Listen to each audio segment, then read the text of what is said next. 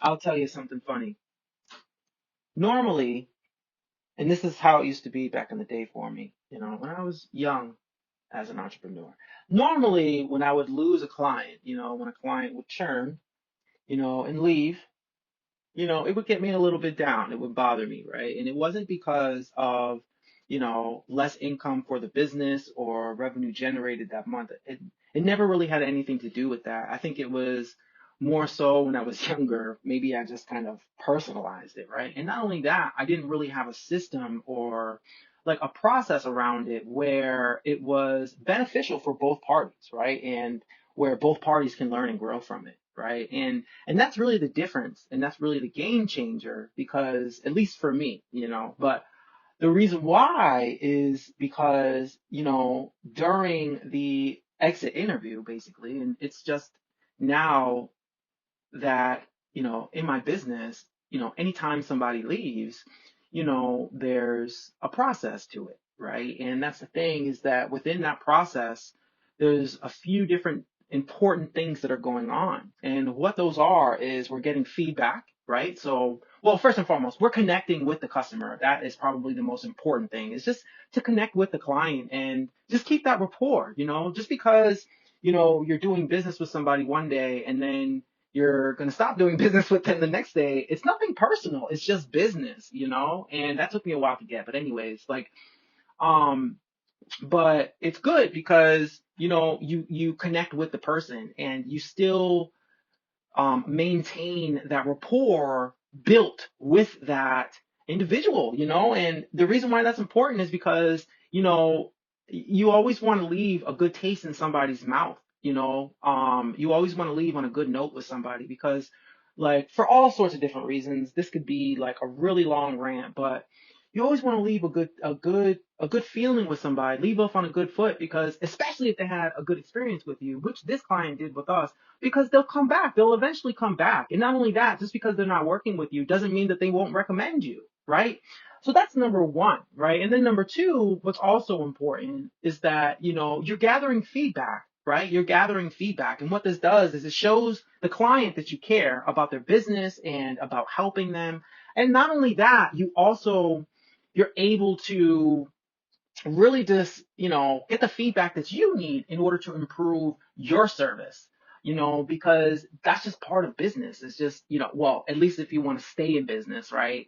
Is just always doing your best to improve your products and services, right? So that's the thing, is that you're gathering feedback in order to, improve your products and services, which is very important because it's going to, again, show the customer, the client that you're working with at that point in time, that you care. But not only that, again, it's gonna be obvious to them that you care, right? About your work. And again, that's just gonna make it more likely that they're gonna come back and that they're going to refer. Okay. So where am I at? The other thing is that, as you're gathering this information, this is all very useful information. This can, result in, like thousands or millions of more, of more revenue generated for your business, because if you go about it the right way, this is how you improve your product and service, which in turn is going to result in decreasing the amount of churn, aka, it's going to, um, make it so that you're able to have a long-term partnership with your client. But what's also important is to retain that client as long as possible, so that you can maximize the value of that client over an extended period of time. So, this is also referred to as lifetime value, aka LTV. And that's the thing. That's really what makes your business, grow. We all know that it's the customers that come to us, week in or every month, like day in, day out, every week, or depending on what type of business you have. But that's the point, is that that's what drives our business, is recurring revenue, right? People coming in, not really recurring. It's recurring in my situation. But the point is like people coming back, and doing more business with you. That's what drives your business. And the reason why that's super duper important is because you've already paid to acquire that customer. And we all know, and if you don't know, like, your first interaction is always going to be the most expensive interaction with your customer, because you had to pay to get that client. Now, mind you, it may have been done in different ways, be it advertising or marketing. So be it like a paid way, which is advertising, or marketing, which is, stuff organic, like maybe a post you do on Facebook or a blog post or something of that nature. But the point is that regardless, it still is, a valuable resource, because although you may not have spent money on it, what you did spend is time. And that's the thing, is that, we all know that time is money. Okay. But the thing about money is that money is replaceable. Your time is not. So that's, a tangent for another day. But again, super duper important. And I just want to loop this back around to, it's so important to just have the right mindset. And not only that, again, have the right systems and processes in place in your business so that your business grows. And, the part of business is the reality that clients are going to leave.